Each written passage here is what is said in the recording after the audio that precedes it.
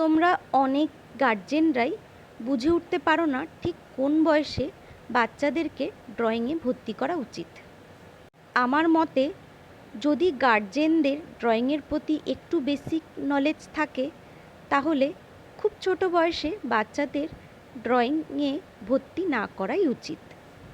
এবার প্রত্যেকে ভাববে যে আমি তো কিছুই জানি না, কি করে কি শেখাবো।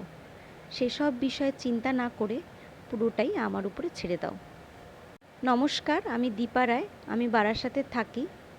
বর্তমানে আমি একজন ড্রয়িং টিচার, ছোট বড় সবাইকেই ড্রয়িং শেখাই। এই ভিডিওটা শুধুমাত্র ছোটদের জন্য করা। ড্রয়িংয়ের বিষয়ে নানা রকম টিপস আর টেকনিকের জন্য তোমরা আমার চ্যানেলটাকে অবশ্যই সাবস্ক্রাইব করে রেখো। এবার বলি, তোমরা আমার ড্রয়িংয়ে দেখতেই পাচ্ছ প্রতিবার আমি একটা ডট ইউজ করছি। ঠিক এই একই কাজটা তোমরা তোমাদের বাড়ির ছোটদেরকে করে দেবে আর বলবে এই ডটগুলোকে জোড়া লাগাও। আমি যেভাবে স্টেপ বাই স্টেপ ড্রয়িংটা করছি ঠিক সেইভাবেই তোমরা তোমাদের বাড়ির ছোটদেরকে গাইড করে দিতে থাকবে। দেখবে তোমরা খুব সুন্দরভাবেই তোমাদের বাড়ির ছোট সদস্যদেরকে শেখাতে পেরেছো। সেটি দেখে তোমাদের তো ভালো লাগবেই, বাচ্চারাও দেখবে খুব খুশি হবে।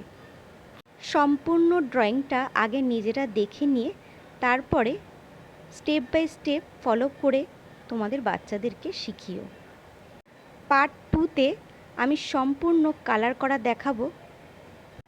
আশা করি আমি যেভাবে দেখাবো বা শেখাবো তোমরাও ঠিক একইভাবে সুন্দরভাবে শিখে নিয়ে তোমাদের বাড়ির ছোট সদস্যদের শেখাতে সক্ষম হবে।